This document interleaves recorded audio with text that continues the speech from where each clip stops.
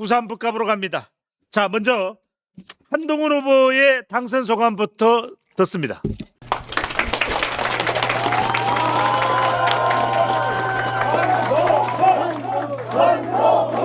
연고 없는 무소속 후보를, 거대 정당에서 제명당한 무소속 후보를 시민들께서 기적적으로 선택해 주셨습니다.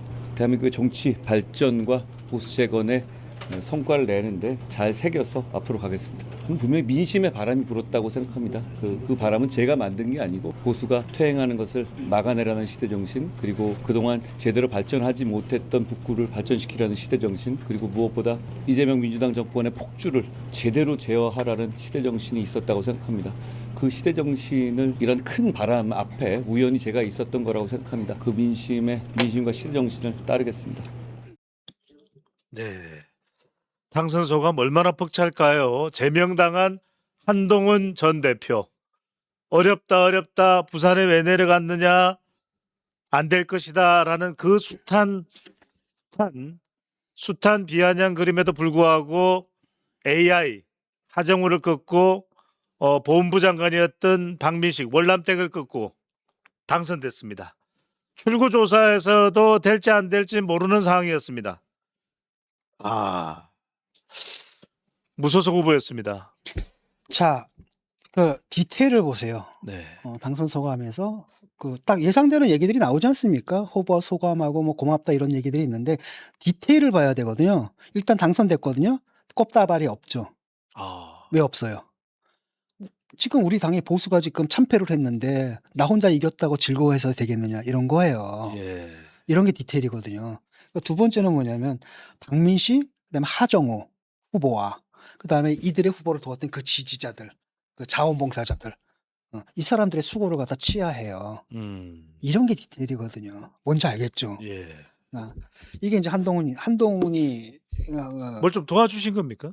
아니요, 저는 저도 그 제가 발견한 거거든요. 그 다른 후보들하고 뭐가 다른 걸 딱 볼 때 이런 디테일들이 있다라는 겁니다. 그러니까 굉장히 두 가지 중에 하나인데 굉장히 심성이 착하거나 두 번째 아니면은 머리가 상당히 좋거나 네. 둘 중에 하나입니다. 알아서 해석하세요. 예. 한동훈이 승리한 이유가 있죠.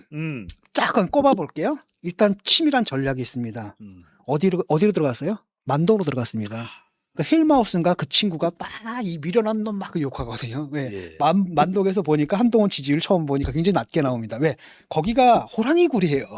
민주당 지지자들만 사는 곳입니다. 거길 딱 찾아 들어간 겁니다. 왜? 그 사람들 설득하려면 호랑이 굴로 가야 되는 거예요. 일단 들어갔던 거죠. 그래서 그다음 두 번째로는 뭐냐면은 거기 사는 사람들이 대개 40대 50대거든요. 가장 민감한 문제가 뭐냐?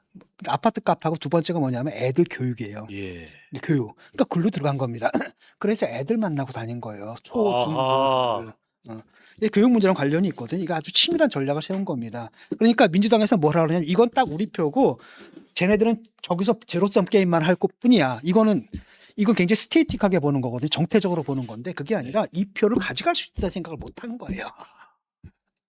하정우가 그래서 진 거죠. 그러니까 사실상 정확하게 보면 질래야 질 수 없는 선거잖아요. 수학적으로 보게 되면. 예. 정태적으로 본 거예요. 동태적으로 봐야 되는 겁니다. 민주당을 지지했던 사람들, 전재수를 그렇게 열성적으로 지지했던 사람들도 한동훈을 지지할 수 있다라는 거예요. 그러니까 쟤네들은 저쪽 싸움만 봤지 자기들 표 뺏긴다는 생각을 해보질 않은 겁니다. 그래서 그들 사이에서 이제 무슨 얘기가 나옵니까? 그러니까 전시 한국이라 하잖아요. 그러니까 전재수는 시장으로. 그 다음에 뭡니까? 한동훈은 국회의원. 전시 한국. 그렇게 딱 나눠진 겁니다. 그러니까 이런 걸 치고 들어가서 그걸 잘라낸 겁니다. 그러니까 전재수가 먹던 먹을 딱 잘라가지고 이걸 그대로 자기가 갖고 온 거예요. 예. 그러니까 전재수 목사 하나도 못 받아 먹었잖아요. 하정우가 무슨 먹만 가져갔습니까? 그냥 민주당 기본 먹만 딱. 요겁니다. 이게 이제 좀 치밀한 전략이 있었던 거고 예. 두 번째는 유권자들의 니즈 파악이 딱 된 거예요. 하정우는 계속 AI 이런 얘기만 했잖아요. 뭐냐면은 일단은 그 사람들이 가장 불만인 게 뭐냐면 개발이 낙후됐다라는 거예요. 터널 하나만 있으면 저기랑 여기랑 별 세상이 돼요. 아파트 값이 막 2배 이상 차이 난다 그러더라고요. 여기에 대한 그 낙후된 부분에 대한 불만들이 있었거든요. 그걸 대변하는 건 20년 동안 뭐 했습니까? 그다음 두 번째가 뭐냐면 인구가 감소하는 거예요. 옛날에 북적북적 제일 복잡한 거리였는데 여기가 부산의 3대 거리였는데 지금 봐라 사람 하나도 없지 않느냐라고 하니까 외부의 사람이 오게 만들어야 된다라고 해서 팬덤 이용해가지고 거기 갖다 복작복작하게 만들어 준 겁니다. 예. 이게 이제 니즈죠. 세 번째는 뭐냐면 특히 만덕에 사는 사람들은 뭐예요? 자산 가치에 굉장히 관심이 많거든요. 아니 똑같은 아파트인데 터널 하나 차이로 2배 차이가 나는 거예요. 그러니까 선거운동하는 거 유세차 타가지고 지나가면서 하나 멘트를 들어봤거든요. 내가 여러분들의 저평가된 여러분들의 자산 가치를 높여드리겠습니다. 이렇게 얘기를 하는 거예요. 이게 이제 니즈를 파고드는 거죠. 그래서 정확하게 그 경제적 니즈들이죠. 이런 것들이. 그다음에 그 국힘, 그러니까 장동혁의 국힘에 대한 유권자들 불만이 많은 겁니다. 그래서 국힘 저 장동혁 체제가 보수를 갖다 망가뜨렸다라는. 그들을 갖다 파고 들어가지고 그래요. 제가 그래서 당에 들어가서 고치겠습니다. 보수 재건 슬로건을 건 거죠. 또 하나 마지막 게 뭐냐면 큰 정치인에 대한 기대감이 있어요. 예. 큰 정치인에 대한. 우리도 대통령 후보 하나 내보자. 대선 후보. 거기에 대한 욕망이 있거든요. 그걸 또 자각하고 들어가서 내가 이제 대권 주자로 갈 겁니다라고 분명히 또 얘기하거든요. 그러니까 정확하게 유권자들 니즈를 파악해서 그 메시지를 정확하게 던지고 들어갔다라는 겁니다. 예. 거기에 비하면 뭐예요? 하정우는 뭐 했습니까? 전재수 형님 따르겠습니다. AI 전재수 형님, AI 전재수 이거밖에 없잖아요. 이게 이제 문제였다라는 거죠. 그다음 세 번째는 뭐냐면 맨투맨 전략이거든요. 그래서 뭐냐 전재수한테 배울 건 배워야 된다는 겁니다. 그러니까 나는 들어가서 전재수보다 더 전재수스럽게 하겠다. 그래서 사람들 다 떨어내고 혼자 내려가가지고 혈혈단신으로 호를 그냥 딱 만나고 다녔지 않습니까? 예. 또 그걸 다 보니까 이게 또 억지로 한다고 되는 게 아니라 배어 있어야 돼 몸에. 그러니까 딱 보니까 그 소셜 인텔리전스라죠. 사회 지능이 상당히 뛰어난 사람인 것 같더라고요. 저는 그런 거 잘 못하거든요. 사람하고 살갑게 다가가서 얘기하고 처음 본 사람하고 막 이 얘기 스몰톡하고 이건 난 못하는데 예. 아주 자연스럽게 막 하더라고요. 아이들하고도. 누구하고도 어울려요. 예. 애기부터 초, 중, 고 젊은 사람부터 할아버지 할머니까지 예. 쫙 이게 다 어울리잖아요. 그래서 이걸 통해 가지고 민심을 산 겁니다. 그래서 오죽하면은 5살짜리 꼬마가 엄마한테 와가지고 그러더라고요. 엄마 5살짜리 꼬마가 뭘 알겠어요. 근데 엄마 6번 아저씨 찍어 6번 아저씨. 네. 이거를 했던 겁니다. 그러니까 사실 한 달 반 만에 한 거예요. 그러니까 사실상 이것도 전재수는 거기 들어가서 얼마나 걸렸습니까? 10년 이상 걸렸잖아요. 예. 다지는데 2번 떨어지면서 했던 거 아닙니까? 3번이가 떨어지면서 했던 건데 그걸 했던 거죠. 그 다음에 저쪽은 당의 조직을 갖고 있다는 거예요. 예. 조직을 갖고 있죠. 여당이든 민주당이든. 근데 이걸 갖다 자기는 없잖아요. 그러니까 그걸 어떻게 했냐면 팬덤으로 커버를 한 겁니다. 정말 그 팬덤들이 정말 열성적이고 헌신적이었어요. 이 사람들이 어떻게 했냐면 일단 와가지고 매출 올려주잖아요. 구포시장. 두 번째는 어떻게 했냐 청소를 하더라고요. 자원봉사자들이 길바닥 청소를 다 하는 겁니다. 세 번째는 뭐냐면 선거운동하는데 진짜 열과 성을 다해가지고 인사를 90도를 해요.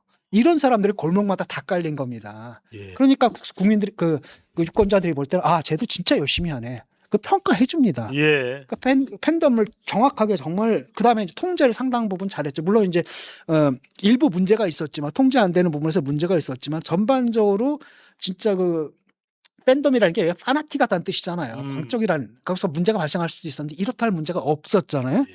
그거 정말 잘한 것 같고 그다음에 중앙 정치인들 지역 주민의 대립구도를 만든 겁니다. 저쪽에서 중앙 정치인들 데려올 때 일단 보세요. 선거 운동의 처음이 뭐였습니까? 개소식 때부터 지역 주민들을 잔치로 꾸몄잖아요. 마지막에 피날레 유세 어떻게 했습니까? 무대에 지역 주민 올렸습니다. 그러니까 그렇죠? 수미일관법이죠. 수미일관법 딱 한 겁니다. 그런데 반면에 박민식은 어떻게 했어요? 지역구 버리고 박근혜 만나러 갔네. 지역구 버리고 이명박 만나러 갔네. 원래 초대도 하지 않았대요. 끝까지 와가지고 계속 몸을 들이대가지고 결국 사진 하나 찍어가고 예. 가서 이명박한테 들었다고 해서 이상한 말 지어내가지고 마치 이명박이 자기를 지지한 것처럼 이랬단 말이죠. 네. 하정우는 또 어땠습니까? 하정우는 둘이었어요. 이재명 아니면 전재수. 이쪽은 그런 정치인들이 아니라 뭐였습니까? 지역 주민들 내세웠다라는 거죠. 이게 이제 어필했던 거고 예. SNS 전략 릴스 이거 정말 잘했거든요. 이게 릴스를 갖다 쓴다고 되는 게 아닙니다. 하정우 이런 애들 뭐 만들고 그러잖아요. 박민식도 만들었어요. 이거 뭐 이렇게 해가지고 막 인도네시아 그 보트배에 춤추는 흉내주네 이거 다 헛짓거리거든요. 핵심은 뭐냐면 국민들을 주인공으로 만드는 거예요. 한동훈 쇼츠 릴리스에서는 주인공이 주민들이에요. 애들이에요. 그러니까 애들은 어떤 생각했습니까? 텔레비전에 내가 나왔으면 정말 좋겠네. 예. 정말 좋겠네거든요.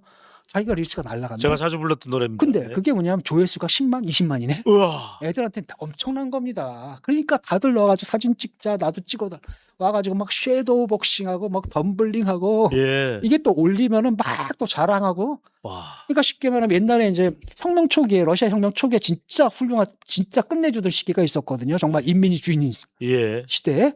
나중에 이제 공산주의가 이상해지지만 프로레타리아. 그때 어떻게 했냐면 소비에트 영화에는 그때 뭐가 없었냐면 주인공이 없었어요. 오. 그러니까 인민 대중이 주인공이었거든요. 예. 그러니까 보면은 그때 에이지 슈제인이 만든 영화 같은 거 보잖아요. 명작이죠. 딱 보면은 주인공이 따로 없습니다. 그러니까 배우들도 다 인민 대중이에요. 그러니까 이렇게 만들어 버린 거거든요. 그러니까 사람들이 다 주인공이 되는 거예요. 그래서 애들이 와가지고 막 깔깔깔깔 거리는 거 애들 이게 이제 주인공으로 만들었거든요. 그러니까 예. 데뷔하는 겁니다. 어. 그래서 보통 10만, 20만짜리 보통 사람이 그렇게 그런 조회수 경험해 봅니까? 그걸 모르겠어요. 하게 한다라는 거. 네. 그게 핵심이에요.